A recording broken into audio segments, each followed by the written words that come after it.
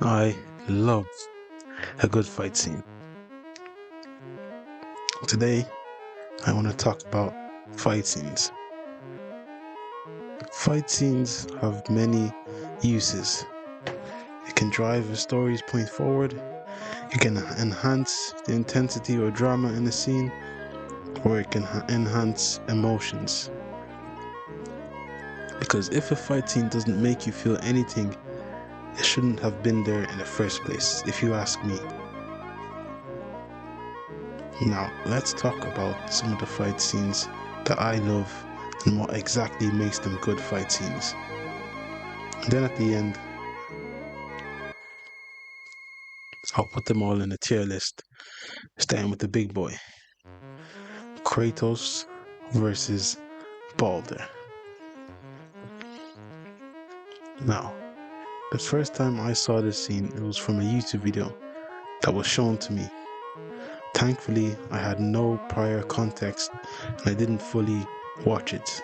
Now, when I played it myself, it felt different. Obviously, as players, this is our first time meeting Balder, and we know Kratos' backstory. So when he says, "I thought you'd be bigger," or "You're a long way from home," we instantly think back to previous God of War games. And bit by bit, all this information is spiking the tenseness of the scene.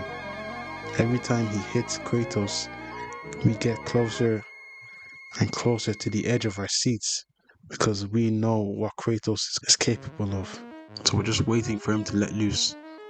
And something I like to say real quick is in the greatest fight scenes, the fight is never the important part. As Kratos looks back because his son is in the house, he reluctantly readies himself for battle, and it goes on from there. This fight scene alone has so many layers. When you complete the game and replay it, you realize that when Balder says, "I thought you'd be bigger," he's referring to Faye being a giant, as that's why he's there in the first place.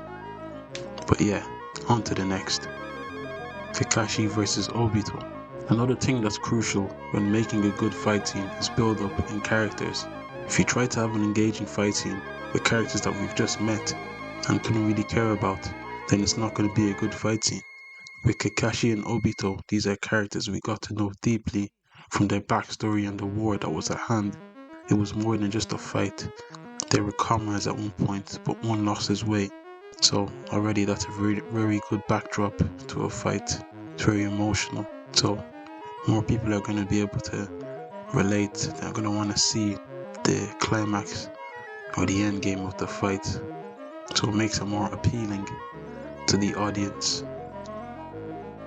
And it's not just there for the sake of entertainment. Arthur versus Micah. Ah man, this one was different. As we learn, Micah was the rat in the group, and Arthur was catching on to him. He tried to warn Dutch, but we already know he was too far gone. His mind was messed up. So the crew all turn on each other. The Pinkertons pursue them, which leads to the infamous mountain scene where Arthur confronts Micah and Dutch. Micah beats up a dying Arthur Morgan with tuberculosis, who pleads for Dutch to do the right thing, but he walks away. Stupid bastard. Depending on your honor level, mine was low. Micah shoots Arthur in the head, and that's his story done. Just give me a minute while I wipe these tears.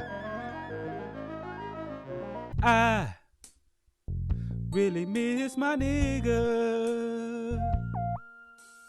I really miss my nigga. White people you can sing it to, just change that N to a W. Miss my wigger. Just say I really miss my wigger. Back to the song. This fight scene to me is good because of the characterization of some of the characters here, like Arthur, Micah, and Dutch, just to name a few. Arthur, ever since being diagnosed with tuberculosis, he tries to change his life around. He starts living for other people instead of himself. whereas Dutch just keeps sinking deeper and deeper into the abyss he's already in. He's a lost man. And Micah, that guy is just a rat. A sniveling, lying piece of shit. It's always gonna be fuck Micah. That bastard. But yeah, that's it for Arthur versus Micah. On to the next. Goku versus Vegeta. Okay, so Goku and Vegeta have fought twice, and Goku's never won. Dragon Ball Super Superhero does not count. I don't care what you say. Nobody gives a fuck about that movie. Anyway, in the first fight, after defeating Raditz, and a dying Goku has to race back to Earth because some other Saiyans have arrived to finish the job, and they're a lot stronger than Raditz, and way too strong for the Z Fighters. Goku is losing his friends left and right, so he arrives on a mission to defeat Vegeta, but is met with great opposition, and it all leads to one of the best moments in Dragon Ball history. You are going to perish! The beam struggle. This may not be the climax of the fight, but for me, this is the best moment of the fight. As Vegeta gets ready to destroy the Earth with his Gallic gun, there's only one thing Goku knows he has to do.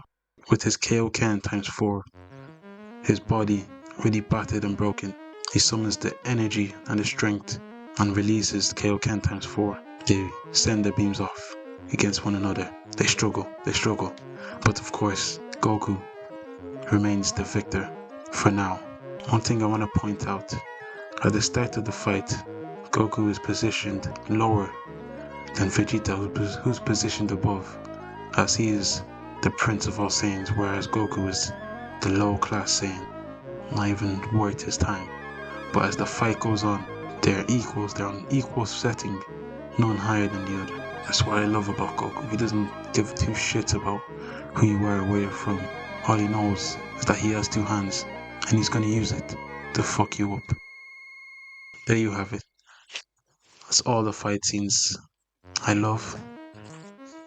Maybe you could put in the comments more fight scenes that are really good, and I'll talk about it in my next video. Until next time, peace.